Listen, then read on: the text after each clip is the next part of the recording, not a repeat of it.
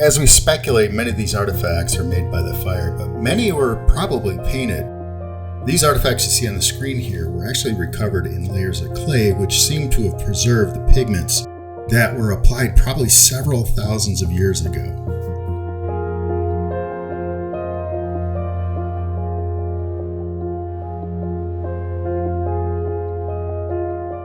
Now, when you think about pigment or paint applied to these rocks, you can kind of visualize how this artifact may have looked when it was created.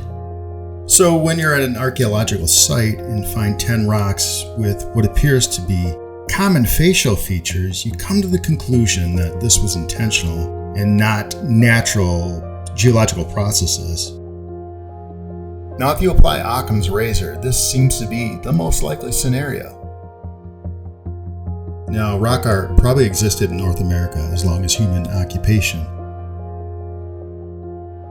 Some of the features in these carvings are extremely weathered and difficult to identify. The disconnect here lies in the fact that these stone artifacts were made by employing several methods like chipping, pecking, grinding, but less frequently by pressure flaking. Very few of these types of artifacts were made with flint, chert, quartz, or obsidian. Also, a large majority of these rock art pieces have a well-defined X or several carved X's.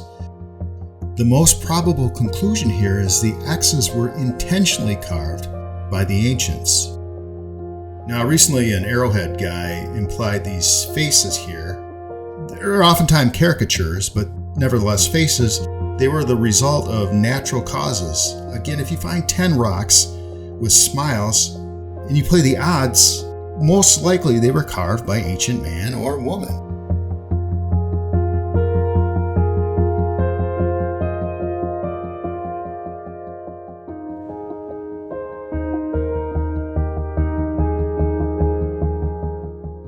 This is not an extraordinary claim, however, this is extraordinary evidence, physical, tangible evidence. We see repeating themes and repeating patterns.